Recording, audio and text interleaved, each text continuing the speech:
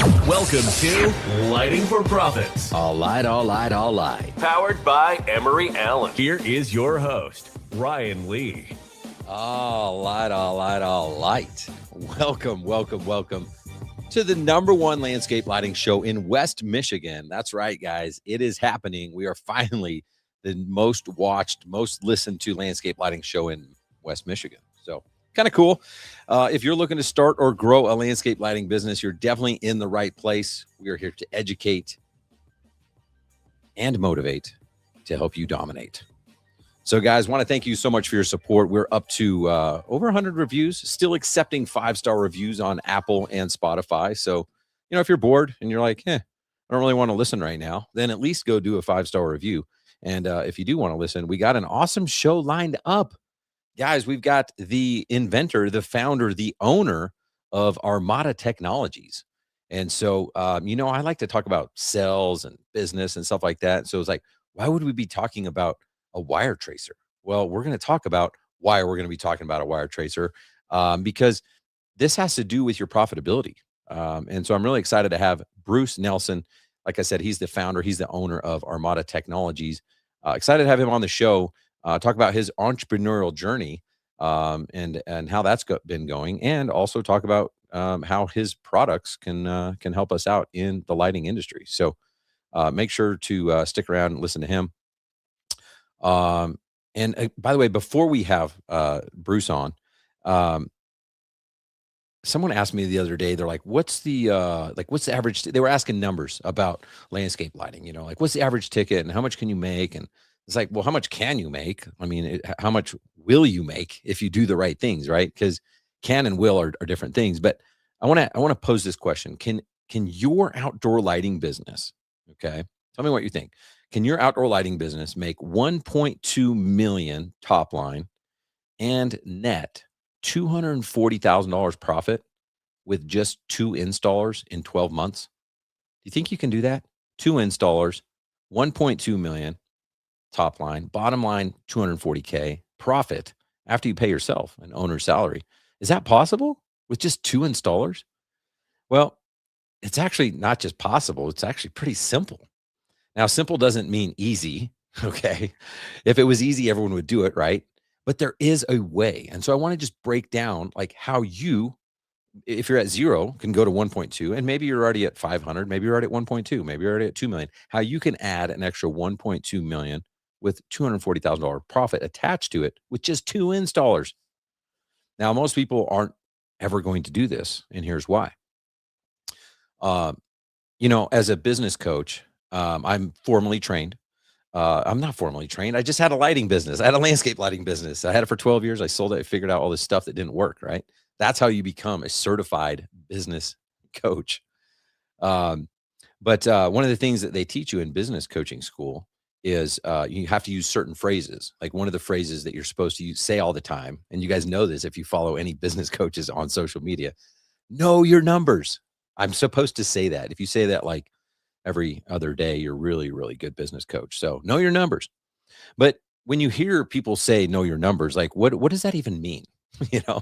Like I remember hearing that for the first time. I'm like, okay, now what? Like, and what numbers are you supposed to even know? But it really is actually super important that you know certain numbers so that you can make data-driven decisions instead of gut reaction decisions. Okay. And I'll admit, like most of the time when I was running my lighting business, it was mostly just gut reaction. It was like you open up the checking account and you're like, all right, we cool? Yeah, we're cool. Oh, nope, we are not cool. We have to go sell jobs. Right. But I've had the opportunity now to coach hundreds of lighting business owners, and I see a common trend, and most people don't know their numbers. And so it was actually earlier today. We did a private one-on-one. It was actually a one-on-2 because we got the one and only, the great Dan Plata. We did a one-on-one CFO session with Dan Plata. Dan is one of our coaches. He owns his own bookkeeping business called The Best Damn Bookkeeper. He doesn't just drink beer. I know he like puts on this persona and stuff like that, but he actually does work, you guys, and he's actually super smart, even though it looks like he just drinks beer and does podcasts. Super smart guy. I don't care what you say about him. But we were talking about this relationship between pricing, between production, like how efficient you are at getting these jobs done, and pay, like how much do you pay your people. So we had this amazing conversation, and honestly, there's a formula, and I'm going to tell you what it is right now. There's a formula. If you really want to do 1.2 million and net $240,000, there's an actual formula that you can follow and use as your guide, as your map to make sure you hit those numbers, right? And then once you understand the formula and you build these little machines I'm going to talk about, then all you have to do is focus on certain elements, and it's not confusing and it's not overwhelming because you're not trying to solve all the problems. You're just solving the one problem. So the formula is this: if you're running if you want to run a profitable lighting business, your COGS has to be at 50% or less. Okay. COGS is your cost of goods sold. And in that is basically your materials and your labor. So when you sell a job, for, let's just say $10,000. It can't cost you more than $5,000 in materials and labor. If it does, there's going to be problems down below. Okay. And so some people don't even, I mean, this is like the most simple place to start. Most people don't do this, right? And so basically what we met with a client. That's why I said it was a 2-on-1. It was me, one of my one-on-one clients, and Dan Plata. And we were talking about kind of how to back into some numbers, price per light and stuff like that. And if you really want to like make sure your COGS is below 50%, you want to make sure your labor that you're paying people is under 15%, like 13's even better, but under 15%. Okay. And so if it's 15% for labor, that means you'd have 35% to spend on materials, right? And so you really, at the end of the day, want it when you come up with, like, let's say you buy a fixture, like a spotlight's kind of like the number one light you're going to use. The easiest way to do this is get that spotlight price. Let's say you're spending $100 for a light, times it by 4, times it by 5. That's an easy way to come up with a price per light that's going to protect your margins later on and still allow you to bid quickly.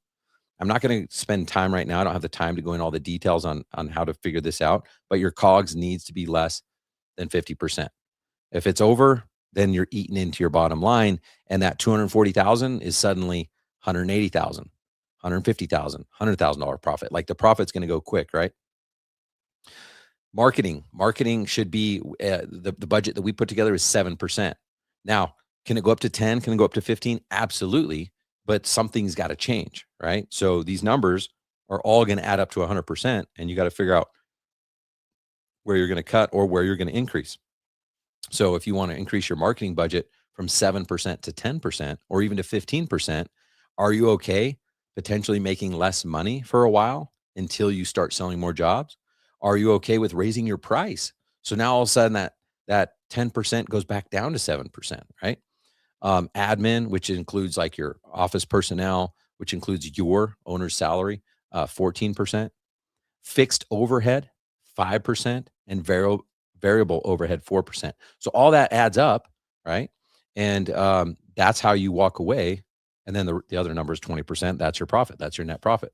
And so at 1.2 million, 20% is 240K. Is that possible with 2 guys? Like, how do you even know if that's possible? How do you figure that out? Well, I'll tell you. That's why we're doing this. But there's a relationship between how you price things and how efficient your installs are. And the moment that's off, you're going to start making less money. And so we basically were walking through their P&L, and this again was like a private CFO session. It was awesome because it was very revealing on like, hey, are we pricing okay? How's our production? How does that look, right? And one of the things that was revealed is we weren't meeting or matching the capacity that was available.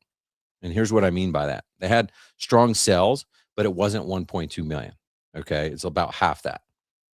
Numbers were decent, but a few minor things were off. And it's not a lot, but like a couple points here, a couple points there, before you know it, it's like 2, 4, 6, 8. Now all of a sudden the 20% margin goes down to 10, goes down to 5, could go down to 0 like really quick, right? So one of the things you got to know is your capacity. So you reverse engineer the numbers. Like how much can you actually sell and install in 12 months? That's what you want to know. That will give you your capacity. So the first thing you need to understand is what market do you live in, right? If you're in Michigan, then you might not be able to install every day because there might be 4 feet of snow on the ground. Maybe not, right? If you're in Florida, you might think I can install every day. Well, what happens when all the snowbirds leave and it's hotter than hell out there and no one wants to go outside, right? So it's not going to be 365 days. In most markets, like an average number that you can use is 200. You have about 200 working days for an outdoor lighting business. That's a pretty good average to go off. Maybe you're in a market that's 180, maybe 160, maybe you can do 220, but 200 is a good average number. So then we go to this capacity number, right? How do we back into this number? Can we really do 1.2 million and net 240K? Well, answer this.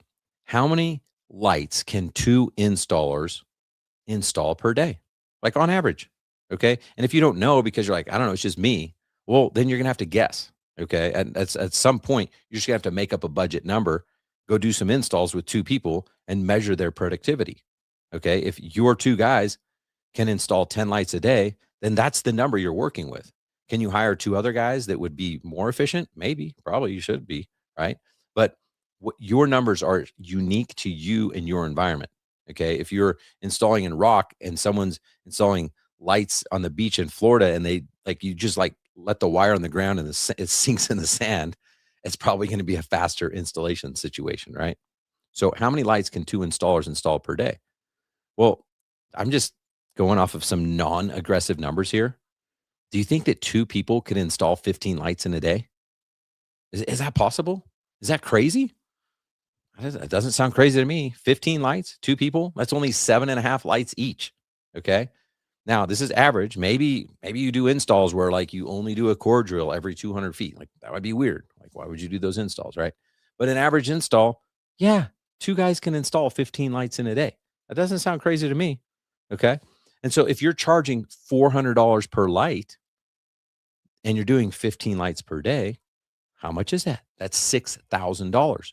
So now hey, I can install $6,000 per day. That's my capacity. And how many working days do I have? Oh yeah, I have 200. $6,000 times 200 working days just so happens to be 1.2 million. So can you install 1.2 million in a year with two installers? Absolutely. You just need to make sure that your two guys are installing $6,000 per day for 200 days. Now, the numbers can go off and get real crazy real quick because let's say you're charging $300 a light, and now all of a sudden that's $4,500, 300 times 15 lights. That's only $4,500 per day. And you're not going to get to 1.2 million because 4,500 times 200 days is what? 900,000. You just lost $300,000 in revenue just because your price was a little bit lower. Okay. So this is why knowing your numbers matters, because then you can reverse engineer and figure out where the problem is. So you'll end up with either a sales problem or a production problem. Okay. You're either going to be selling 1.2 and then your guys aren't able to install that. And you're like, what is wrong with these guys? I'm selling $6,000 for 200 working days and they can't do that. They're almost finishing the job, but we have to come back the next day. Okay. And that's a problem because there's only 200 working days, right? Or the guys are cranking it out and then they're waiting for you to sell. And you're like, I don't have leads. I don't have sell. I'm not good at sales. I need more leads. There's just not demand. You blame it on something else, right? So you're either going to have a sales problem or a production problem. And here's where it's important to understand these numbers. Okay. Because let's just say you're a $600,000 business. Okay. Your expenses, which is your labor, your overhead, your trucks, your insurance, your fuel, all your expenses, how much you pay yourself, your expenses are 350,000. So it's everything minus materials, and you have 200 working days, then you're basically going to divide 350,000 divided by 200 working days. And that's going to give you how much it costs you every day to wake up. That's your daily burn. That's your daily overhead rate. And in this case, 350,000 divided by 200 working days is $1,750 a day. So you go sell a 15 light job, you charge $400 a light. You're like, dude, I'm good. We're gonna be rich. We're gonna do a $1.2 million business. Okay. Well, that $6,000 job costs you about $2,000 in material. Then you add your $1,750. That's your break even number, right? Your daily overhead. So now you're already at $3,750. And then don't forget about your 20% that you need to make. And so you add another $1,200, and now you're at $4,950. So you're like, sweet, I have $1,000 extra gravy in there. I charged $6,000. We're at $4,950. And from the outside, everything can seem great and you're going to make tons of money. Problem is if you don't finish that job in a day, you're screwed. Your numbers are thrown off big time because now instead of one $6,000 job in a day, you have two $3,000 jobs, $3,000 today, $3,000 tomorrow. And by you throw in your overhead numbers and everything else, now you go from literally making an extra $1,000 gravy, like, what do I do with all this money? I'm so rich, to crap, I just lost $500 a day. I just lost $1,000 a day. Okay. So this is what, when you hear people say, know your numbers, this is what we're referring to. You have to understand the relationship between sales, between installations.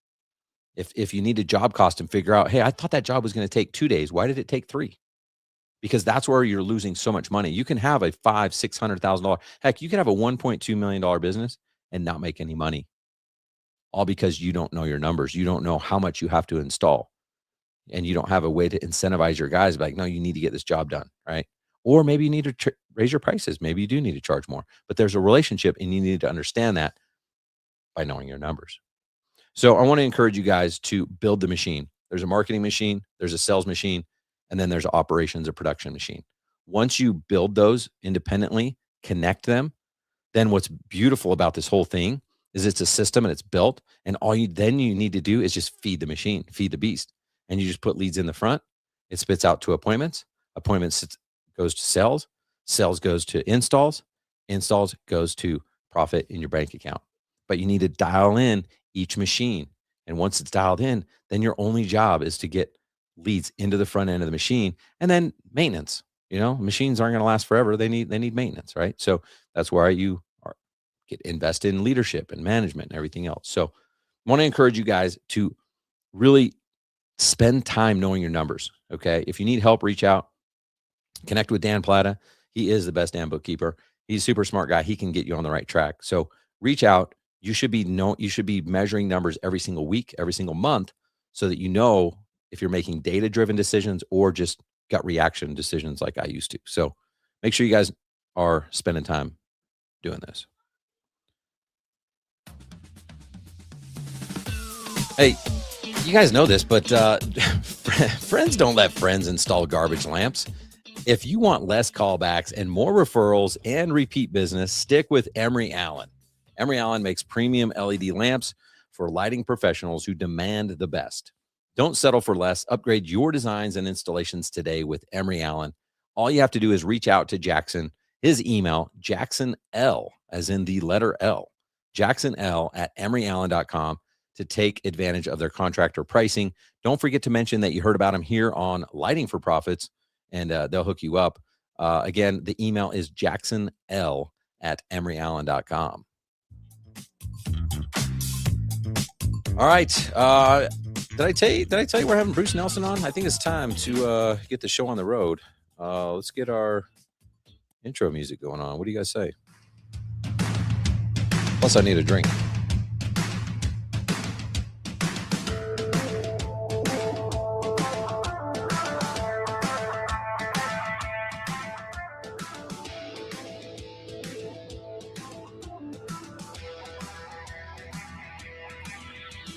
Welcome to the show, Mr. Bruce Nelson. What's up, Bruce? Not much. Hanging out in Michigan. How did we get to be the number one radio or talk show in Michigan? It's not the talk show. There's probably way cooler talk shows, but it's definitely the number one landscape lighting podcast there. I'm cool. Confident. Yeah. Very cool. I know. Would you have thought? Did you grow up there? I did. I grew up in Battle Creek, Michigan. Yeah. Okay. Yeah. Who would have thought that'd be the home of the number one landscape lighting podcast? I don't know. Wild. Well, certainly Battle Creek's not a very exciting town, so maybe that makes sense about us. That makes sense why we're the number one. Unless you like cereal, then it's big time.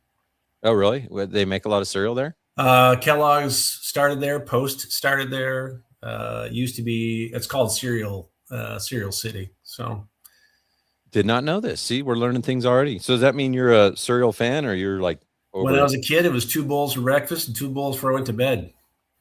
And you drive through town, you could smell the cornflakes cooking. It was fantastic. Yeah, I kind of like that. Now it's all gone. Oh, where's it at now? I think Kellogg's has moved a lot of stuff to Grand Rapids, but Post is long gone. They got bought by General Foods. Okay. So the wrong side of Michigan now? No, I'm on the right side of Michigan, but I don't know if your listeners want to know this much about Michigan. Well, do me a favor, just real quick, introduce who you are and Sure. how the heck we're talking here. Well, of course, you've already introduced my name, Bruce Nelson from Michigan, and I'm the owner and founder of Armada Technologies. Pretty normal life. Went to college in Michigan. Have been in business with Armada for 21 years. Started off in my garage. Learned it from the original company out in Arizona, Progressive Electronics. Some of your old timers will probably know that name. And they let me go when we got bought out, and I kind of figured I need to feed my family, so I became an entrepreneur. That's cool. So how did you decide to like stay so niche into, I mean, does Armada do anything else besides wire tracing? Well, we try to be a test equipment supplier because you want to be soup to nuts. That's when you look at these businesses, you don't want your customers to have to go somewhere else. So when you sell a lighting job, you don't say, hey, we'll get your light bulbs from somebody else. So you want to be soup to nuts, but we primarily spend our time on locators. Okay. But we have multimeters and the other test devices that you'd come across in this industry. Cool. Yeah, I didn't realize that. So 21 years ago, you're like, hey, I'll just start my own business because I can. What were some of the problems you were seeing in the field that made you say, all right, something's got to change? Like I can fill this need. Well, you're touching on something there because these businesses that get created, entrepreneurs, name your entrepreneur, they're seeing an irritation or a need in the market. If you're bitching about something, somebody else is probably bitching about it too. Yeah. And all you got to do is figure out how to solve that problem, and you've got yourself a business. So what was it for you? I mean, you saw this need. Were you out like digging trenches or something, or like how did that come to be? Well, I worked in this industry with the original company, like I said, and we'd get feedback from contractors, suggestions on how we can make our products better, and we never did that. Oh, really? Yeah. So, well, it was a very niche business within a niche business, so they really didn't pay that much attention to it. So, what things were they saying? Well, if you remember the old tackle box locators, there was no speaker on them. They had a weird battery setup. The what do you call it? Case was a weird size. You couldn't fit it in your trucks. They get stolen when you left them in the back of your pickup trucks. And they were very short. So one of my jokes at my trade shows would be, if you're 2 feet tall, these are great, but I'm 6 foot tall, so I want a longer wand on my locator. But I think the tidbit here, or the takeaway for your listeners is, find that itch that needs to be scratched, and then scratch it, and you'll have yourself a business. So how that applies to lighting, I don't know, but it doesn't matter. They'll figure it out. They're adults, I think, most of them.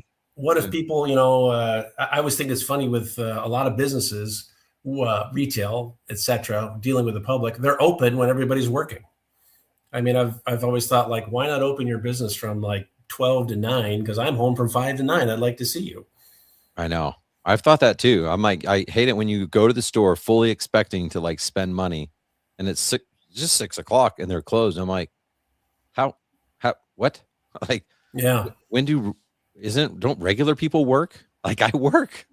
Well, we're all consumers. I assume some people don't work on a 9 to 5 schedule, but it's always been a head scratcher. And you just prompted me to remember, I was once in a town called Parks, Arizona, going into a convenience store that closed at 8 o'clock. And I walked in at 8 o'clock, and the girl at the counter says, "Oh, I'm sorry, we're closed." I walked back out to the car with my wife. I said, "That is not the person who owns this business. I walked in wanting to spend money, and she kicked me out. That's an employee. That's a big difference between the two. You come to me with money at 8:01, I'm taking it. I'll stick around." Right. I said, the hours only tell you when I guarantee that I'm going to be there. But if you're walking in with money at 8:05, I'm sticking around. Dude, that happened to me. I literally went to get my haircut a couple months ago, and it was, I mean, again, to be fair, let's just say that it was 8, I don't know what time, if it was 8 o'clock, I went in at like 7:54. I get it. They want to get to leaving, but I was like, "Hey, can I get a haircut?" And they were just standing around, and it was spotless. They had obviously spent time cleaning it. Yeah, and they're like, they basically told me no without saying no. I was like, Yeah, all but right, see you later. that's the difference between an employee and an owner. Yeah. So this is, I mean, we're going to have a very brief time here to talk about business principles in general, and we want these listeners to walk away with some nuggets. But one is, keep that in mind. When your customer wants you to do something, don't turn them away. Your wife will wait 30 minutes to go for dinner because she'd like to have a better car next year. So make the money. Don't turn the guy down. Be his servant. Yeah, serve the client. So, I mean, you've had your own business 21 years. What have you like? I don't know how big your team is and stuff like that, but how do you inject that same mentality and culture into your team members that they're not an owner of the business? Well, first you got to understand what your strengths are. Okay, how did I get where I've gotten? And I guess the corollary there too is also what, as we talked about the features that contractors were asking for, what is it that I'm bringing to the table? And when you realize that, then your job is to communicate that to your people. So in our business, I use the word servant because I use it all the time. We are here to serve our customers. They're the ones who put my kids through college. They're the ones who pay for my house. They're the ones that do everything for me financially. Without them, I starve. When you realize that, you kiss their you-know-whats. And so number one is make their life as easy as possible. When you're a consumer and you go to a store or you go deal with a vendor and they make your life impossible, do you ever go back to them? Never. But when you become a servant to your customer, they'll beat a path to your door. And pretty soon it doesn't matter that you're 10% more than the other guy because he wants your service.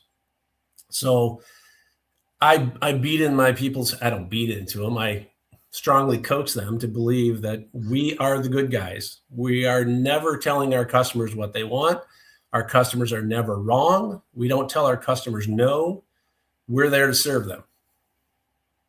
That's cool. So, I guess going back to you starting the business, how were people finding wires, locating wires before you invented this, before you started doing this? Well, the old tackle box locator in the irrigation world was the standard. And then there were some oddballs that people would find on eBay or something like that. But that was pretty much the standard. And we really didn't invent locating. It's been around for 100 plus years.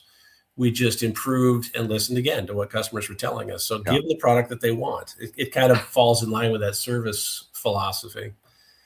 You can tell by how strongly I'm saying it that I truly believe it. It's really what drives the boat. You take care of people, they take care of you. Yeah. I like to say serve the client at the highest level. And it's the same thing. It's just because, that's where your repeat business is. That's where your referrals come from. They can be your number one marketer when you really adopt that attitude. Well, I tell people business really isn't that hard. If you treat people the way you want to be treated, that's a great roadmap to success. So if you don't like something, for example, when at our business, we answer our phones. We really literally answer our phones. I put that in place 21 years ago because I couldn't stand calling companies and getting the runaround with their phone system. So I said, geez, if I don't like it, I'm guessing other people don't like it either. So, I sometimes categorize myself as a dinosaur. I'm 64 years old. But the way we did things in the old days were kind of satisfying. When someone, makes you fill out online forms or go through different menus to get where you want to go, they're not making your life more efficient. They're making their life more efficient. And that isn't in line with the philosophy of serving your customers. Yeah, I love it. Yeah, that's where technology and automation can actually backfire and provide a disservait to that. Don't let the accountants run your customer service. Yeah, right. Well, wait till we get the AI people doing the answering the phones. It's only a matter of time. Well, I am a big proponent of helping people make more money in their business so they can buy back their time, get more freedom to spend more time with their families, do whatever however they want to make an impact on this world. And so I talk a lot about sales and pricing and stuff like that. But I guess I'm still surprised when I show up to a job site and I'll see an installer, for example, like going back and forth to the van several times. And I'm like, what if you just like wore a tool belt? Like what if you just carried the tools with you? And then I'll meet people that aren't using certain tools. I wonder if we took a poll, how many of the just true outdoor lighting, like landscape lighting specific companies, how many of them actually own a wire locator, right? Versus like, oh, I'll go rent one or find one when I need one or whatever. Why is it so important to have the right tools in business? Well, it's an investment. So you're looking at, I get in this conversation a lot, trade shows, talking to customers. A tool is a labor saving device. Labor costs you money. So technology and labor is always competing to see which is going to be the cheapest in your world. So let's say you spend $500 on a locator and it can save, let's say, $1 or an hour at a job site. You pay your guy $20 an hour. So take 500 divided by 20. It takes you 25 hours of labor saving to pay for that device, for that locator. Okay, so it's a very simple return on investment calculation. Now, if you're going to use that locator every week, in 25 weeks, you got your money back and you got the locator. So if you plan on being in business for more than 25 weeks, it's probably a good idea to invest in that tool, whether it's a locator or a hammer or whatever it is. Because I joke around about the original cable locator was a shovel. You can spend 2 weeks digging up a cable if you want to, and you'll find that cable. But is really that the most efficient use of your labor? No, it's not. It's an obvious, comparison. So if you think about these tools as investments in labor-saving devices, it makes it a little easier calculation. Because sometimes you'll say, I only use it once a year. I don't need it. I'll rent it. Great. That's the kind of calculation you should be making with your business. Yeah, even then, I feel like I can make the justification that it's still worth the investment, because when you have to rent it, you still have to go rent it. Well, not only, when I was listening to your intro, I got kind of a flashback to my college days of taking cost accounting. Greatest accounting class I ever took. So when you talk about renting a locator, yeah, there's a $75 a day charge. But what about your half an hour time going to there and the half an hour time taking it back? My time's worth money. What's an hour of your time worth? And what if you get there and it's not there? Now you've wasted an hour of your time and you can't find the locator or the cable that day. So there's a whole lot of, sophistication that goes into running any business, all the different departments and calculations, et cetera. But I have to say that the best course I ever took in my life for running a business was cost accounting. Yeah. What do things actually cost? Not when you go to a store and buy a light bulb. That's an obvious cost. But what does it take you to go there and get back? And all the other things that go along with accounting. I mean, you have a better memory than me, it sounds like, but did that class, because I took like accounting classes and economics and all this stuff, but did opportunity cost ever come up? Because that doesn't absolutely, totally. It did? Okay. Well, I mean, opportunity cost is an easy one if we want to illustrate it. If you're working for $20 an hour, well, I chuckle at some people when they're self-employed. If they sometimes figured out what they made on an hourly basis, they may not think it. They may find that it's not as much as they think it is. And I've literally said to people, sometimes it might be better for you to work at McDonald's at the counter because you're making more money there. It would be better because a lot of these guys are operating nonprofits and they're not getting the nonprofit tax advantage. Well, let's explain what opportunity cost is for your listeners. Go ahead with that one. Well, yeah, because you had the example of like, okay, again, I think people think, oh, how much is an average locator or like a locator that's anywhere from $700 to $1,400 is usually the price range. Okay. So like, I think you said 1,000. Let's just say $1,000. Like, I don't know, should I do that? Like, nope, you shouldn't. You should save the 1,000. And then you go up to a house, and then you're like, crap, I really would like a locator right now because there's a cut somewhere. I don't know where it is. And yeah, it's going to cost 30 minutes to go rent it, and then 30 minutes at the counter, and then 30 minutes back. But that's not the 90 minutes times your, $25 an hour you're paying. It's the time that now you can't get to the next job that you were going to make $2,000 on. That's, to me, what opportunity cost is. Well, opportunity cost, if I've explained it to my children, it's you have a choice of two paths in life. It might be a big decision, might be a small decision, but let's take college, for example. I go to college. I spend 4 years at college. Irregardless of the cost it cost me to go to college, that's your direct cost. I spent 4 years not earning money. That money that I did not earn is my opportunity cost. Was it worth going to college for 4 years to forego making $200,000, $50,000 a year? Was it worth that plus the expense that I had to pay to go to college? The direct expense of going to college is what it is. But the opportunity cost is I spent my time doing something that I didn't make income when I could have spent that time making income. That was my cost, my opportunity cost. So was it worth it? For me? Yeah. Absolutely, it was worth it. But what are your kids? How old are your kids? Are they going to college, or they're like, well, wait, it's going to cost me $200,000 I got to go to college? My oldest is 26. Then I go 25, 23, 19, and 7. Whoa. Yes. Shots fired. Yeah. First question people ask me is, so how old is your second wife? Nope, same woman. So we just had one very late in life as a huge accident, but he's been a blessing. You guys were just bored. That makes sense. That was an opportunity cost. I could have been doing something else. See, it all relates. But no, my college education was worth it. But I do counsel my children, if you need to go to university for a specific, like if you want to be an accountant or an engineer, you got to go to university.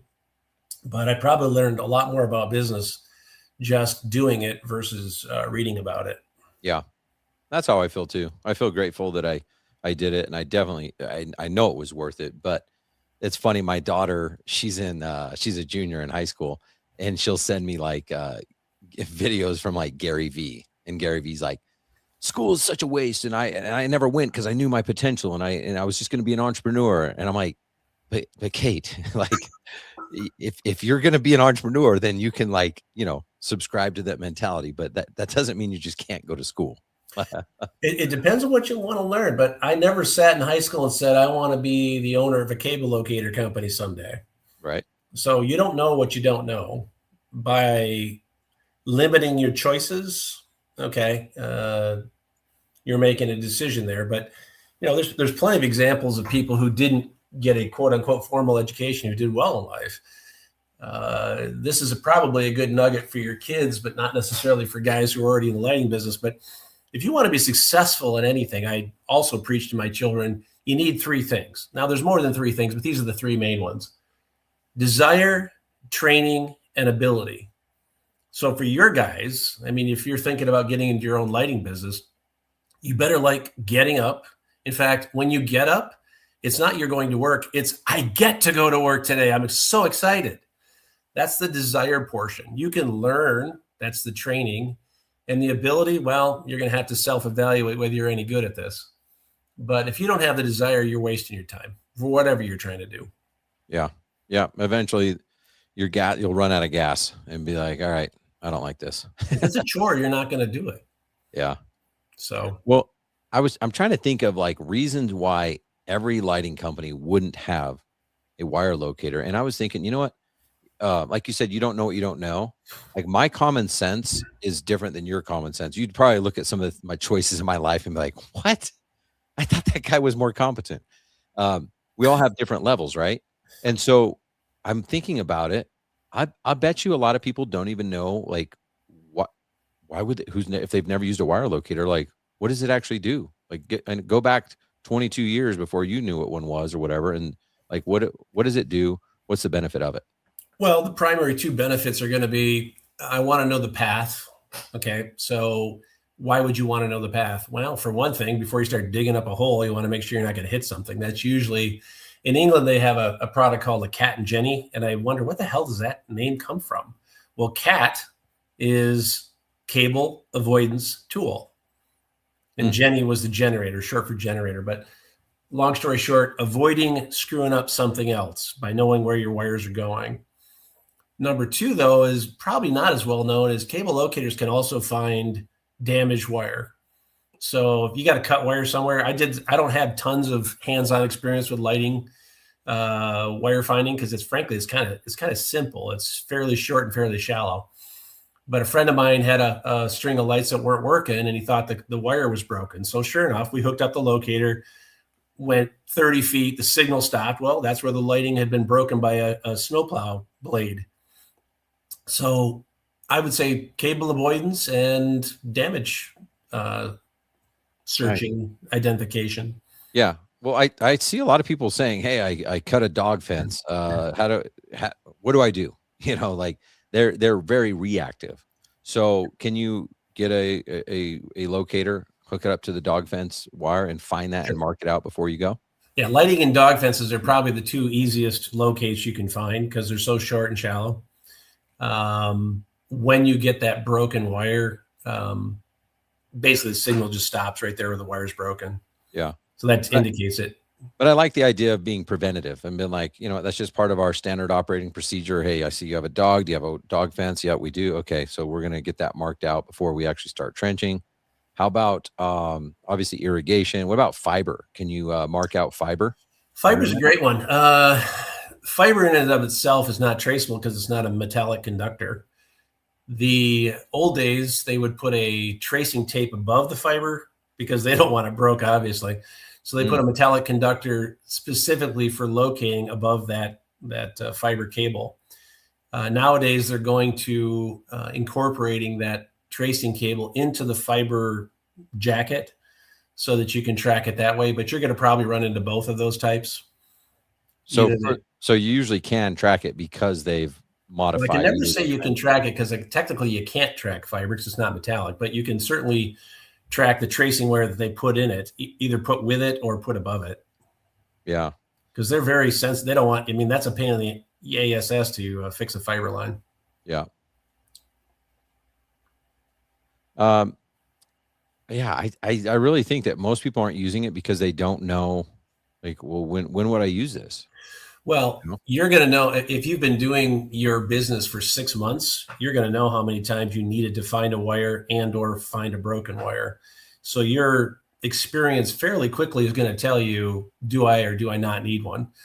Then it becomes an ROI calculation. We go back to accounting. So I'm using it once a month. It's costing me this much time to find those breaks. This could save me this much time. How long does it take to pay that back? When I say locators go from $700 to $1,400, we've got a couple smaller ones that are just a couple $100, less than $300, and they're plenty strong for a lighting situation. Now they're not going to have a lot of extra bells and whistles on them, but you may not need that. So you can get into a locator for less than $300. What are the differences? I've never, I know I used to have an Armada. Okay. I don't know which one I had, and I know there was different ones. I'm like, why would you get the 700 versus the 900 or whatever the different names are? Well, we get that kind of a call fairly often where someone will call in and say, I need a locator. Which one do you suggest? So I'll ask them generally 2 questions. What are you going to, well, 3 questions. What are you going to use it for? How often are you going to use it? And what's your budget? Because we don't all have unlimited budgets. So if a guy is frequently using it, I'm going to start off at the top end of the range because those features are there for a reason. So, for example, What are some of those? Well, the Pro 881 and the Pro 900, the 2 top enders, are digital. And the biggest reason people buy those are to eliminate the interference that you get from electrical sources, buzzing, humming, that kind of garbage that interferes with your locate. Now, if you're doing a locate a week, you're going to run into that situation fairly often, and you want to be able to get to defeat that problem. Now, the analog meters at the mid-range don't have that feature. So that's going to be for more a guy who might use it once a month or has a limited budget to, let's say, $700-800, something like that. And then for the really low lunchbox locators, those are more for homeowner types, dog fence contractors, and I would say, frankly, lighting guys, especially the guys that are starting off. A lot of these lighting guys, and you can correct me if I'm wrong, but it seems like they also dabble in irrigation though too. If not dabble, actually are into it. Yeah, it depends. I mean, most people listening to this are pretty hardcore lighting, and there are less that do irrigation and landscaping, Right. but there's out in the real world, the wild, for sure. Yeah, there's tons of irrigation people that do lighting as well. Well, if you're doing irrigation, you're probably going to want to stay on one of the mid or high range locators, because one thing an irrigation locator feature, one reason it's an irrigation locator from just a standard cable locator, is it can find lost valve boxes. Those valve boxes get overgrown by sod or get covered up by rocks or something. And those locators have the ability to give you a signal differentiation over the valve box, and therefore you identify it. If you're just dealing with lighting, you're not going to run into that. So you don't need that higher end capability. So like I say, I think frankly, a lunchbox locator, which is my, colloquial phrase for it, the $300 locator would work fine with lighting. You're just not going to get, digital. But do you really need that in somebody's yard? Yes. You're not going to get an inductive clamp. Do you really need that in somebody's yard? Probably not. Well, what were you saying earlier? And I really liked it because about the perception, I think it was before we went live, but you were like, if a customer sees you like testing an outlet. Well, you don't show up in a job site. No one shows up at a job site in a ratty old shirt with holes in it and, blew their nose on the sleeve. You want to look professional, right? So we were talking about when I was younger, before I got into this world, if I wanted to figure out if an outlet worked, I could just plug a light bulb in and turn it on. And when you translate that into a business perception from your customer's perspective, that doesn't look very professional. So there's the utility of having tools that work for you on a job site, but there's also the professionalism that it gives to your customer, the impression that, this guy has specialized tools to do his job. He knows what he's doing. Versus, hey, let me stick my finger in this outlet and see if it shocked me. Yep, it's on. And I don't need a haircut this week. I believe in that. I remember when drones were just not necessarily coming out, but becoming a little bit more widespread. One of my clients made that part of his sales process. Like, hey, I put a drone up in the air, and he was telling me how like people were like, oh, that's cool, a drone. Like that didn't make, he wasn't a better lighting designer or a better installer, but he was appearing as a more professional because the other people didn't have drones. So it's the same thing. It's like a digital versus analog. Like, I don't know. I mean, I think to the right person that actually could help you just appear that much more professional because you have the better tools. Well, you're looking at, from the marketing side of the world, and this is just general business, you want to set yourself apart somehow. The usual starter way, or I don't know, I see a lot of people try to do this. Well, we can undercut their price. Well, that's not a path to profitability. You want to differentiate yourself with something different that the other guy doesn't do. So I can see where a drone survey, if you want to call it that. Yeah. You'd say, look, we're professionals. If you want to get the guy that, slams his trunk, go ahead. But, when you got a problem, who do you think is going to help you out the best? In fact, who do you think is not going to have a problem in the first place because he did it right? Yep, exactly. So, that's a kind of a basic tidbit of business. But if every dog looks the same, then it all comes down to price. Right. And nobody wants to go there. Well, I want to help you avoid future service calls or troubleshooting calls, right? So what would you say, like, is the biggest mistake people make, or the thing where you're just like, oh my gosh, why don't people get this? Why do they keep calling, asking this question? It's so simple. All you got to do is hit the green button, not the red, or something like that. Like, you talking about something functional with locators? Yeah. Like what do most people mess up with the most? Checking their batteries. Okay. By far. We get calls like, hey, this isn't working right. Have you checked your batteries? Let me call you back on that. And then they never call us back. So like it wasn't turning on? No, when batteries get weak, things start acting squirrely in the electronics world. So they misinterpret the squirreliness as there's something wrong with my locator. And it isn't just for the newbies. I literally did some field work this morning, and my technician gave me a locator to use, and the batteries were good. So I'm going, man, this isn't working. Wait a second. He wouldn't give me crappy batteries, would he? Sure enough. So yeah, because it's not the first thing. Again, you just said batteries. I'm thinking, well, if it turned on, then it's good. Like the thing should just work. So how long should a battery? I mean, literally, we might have just saved you 100 service calls. Opportunity cost is revealing itself. So wow, I'm coming back next week. That's worth it. Yeah, I mean, so how often are you, like, is a battery replacement like once a year? Not an answerable question, because every piece of electronics is going to draw amperage at a different rate. So what you're starting off with, batteries are standard. So they have a certain amp hour capacity. Okay. So it depends on how quickly think of it like a bathtub. The bigger the drain, the quicker it's going to go. Sure. You don't have an average for me though? I'm not going to be able to commit you. There's just too many variables, but I mean, you should be able to get, 20, I guess most people kind of quote 20 to 40 hours, but Okay. I look at it like when the low battery light comes on or it starts acting squirrely, that's where I'm going first. Yeah. Okay. Because someone's literally going to like have this experience in the next month or whatever.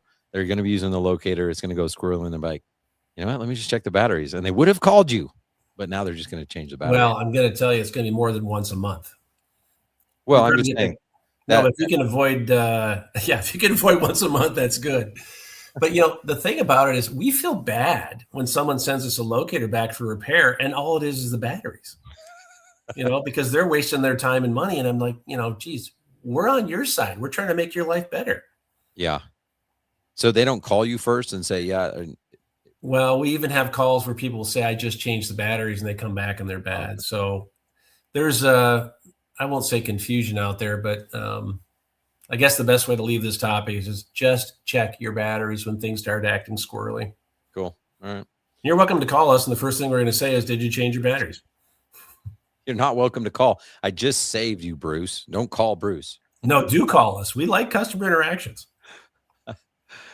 All right. I met you at the IA show, the Irrigation Association show. You were there. Your brother was there, and then I thought it was your niece. Is it a family affair? Like what's going on? Well, there is some family. I mean, small businesses, we probably always get that, but no, you're thinking of my marketing manager, a girl I've known since she was 9 years old. So Okay. she's kind of like family. Yeah, that's very cool.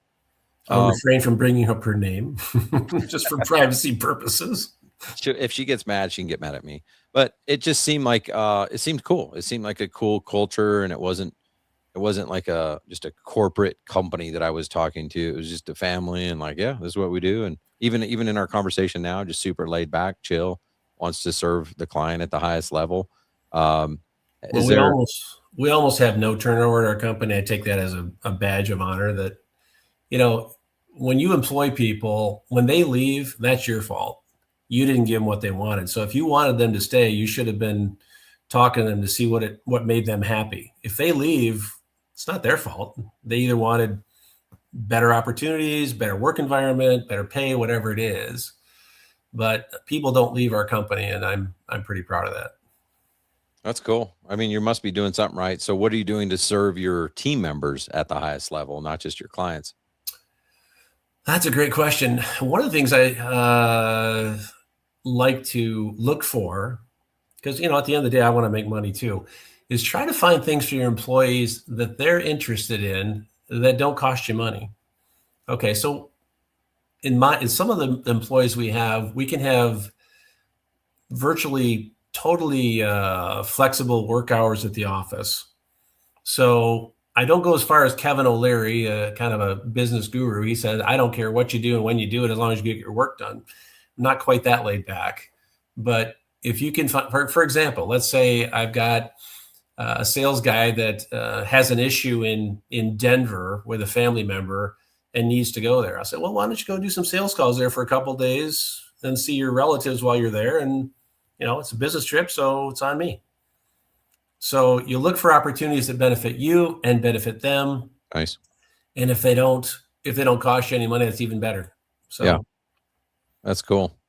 Well, how big is your team? You said, do you have salespeople? Do you have are you guys manufacturing? We're around 15 people. Okay, very cool. That's awesome. Including one daughter. Yeah, she's working. It's a little family. If you see somebody with a last name Nelson, they probably are related to me. Oh, that's awesome. Well, what is I guess if someone wants to get a hold of your product, where's the best place to get that? What's the best place to get support, to learn how to use it, and all that stuff? Well, we answer our phones, so I encourage folks to call us anytime they wish. The phone number's on our website, armadatech.com. I can spit it out since this is recorded, 616-803-1080. We're in Michigan. We're there from 8 in the morning to 4:30 in the afternoon. The that's the hours that we guarantee will be there. If it rings at 4:35, I'm answering the phone. So that's probably the best way to get a hold of us. Okay. And we got if you're just starting off, we've got over 40 videos on YouTube how this stuff works.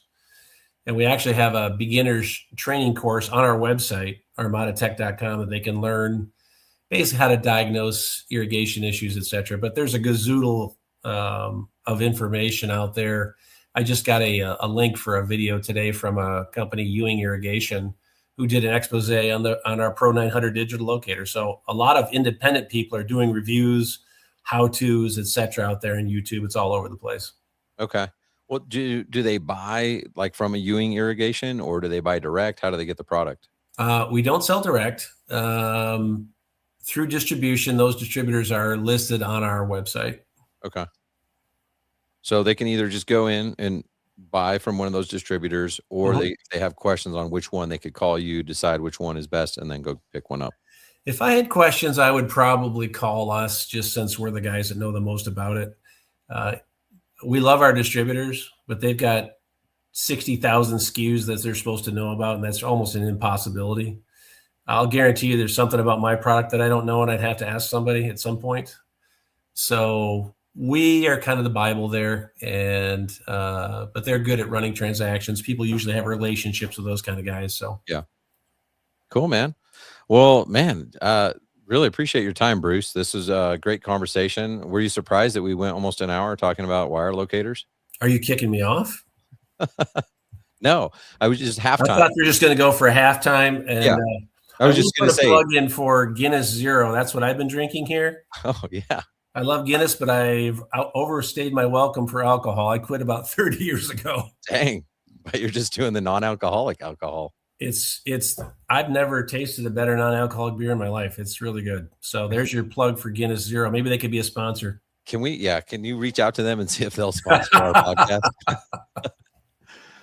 Is there anything else that we didn't cover that you feel like the world needs to know about Bruce Nelson, Armada Technologies? Well, I'm not important to your listeners, frankly. I would say what you touched on in your monologue to begin with, though, it's a very complex thing, running a business. It's a multivariate equation, and there's lots of those of help out there that you can get. I would certainly look into cost accounting, know your numbers, understand what they mean, and work accordingly. But you're not in this for a charity. You're there to make money. So, yeah, I totally agree. It's like if I feel like as an entrepreneur, and I didn't know this when I decided to start my first business, but you really do take on a lot of obligation, and like a moral obligation, in my opinion, to over deliver for your clients, over deliver for your team members, and make the most amount of money possible so that you can over deliver for these people. You know, I would leave your listeners, I think, with one thing that I was thinking of as well. Pricing is the biggest thing that's overlooked in business. People do not really pay attention to how much it means. If you raise your price $10 and your business doesn't change, you've just increased your bottom line by $10 without doing anything. No more cost, no more work, no more nothing. And when you cut your price conversely $10, you just took $10 out of your pocket. So as your homework for your listeners, go out and learn about pricing, price elasticity. It's a very interesting to me and important concept. People are going to think I paid you to just say that last. Why don't you just shut up, Ryan, and do what I tell you? They're going to think I paid you. Because that's all I ever talk about is pricing and price elasticity. So price elasticity is important. If we have more time, I'd go through a story and I talked to my father-in-law about it. But if you got too much work, raise your prices and it'll drop off to where you want to be. Love it. All right. Well, thanks so much, Bruce. Guys, Bruce shared a ton of insights with us. Make sure you implement at least one of those today. Otherwise, you might have just wasted an hour. But make sure to implement, get it done. Thank you so much, Bruce. I appreciate you. No sweat. Have a good day. All right, guys. Have an awesome week. We'll see you on the next episode here at Lighting for Profits.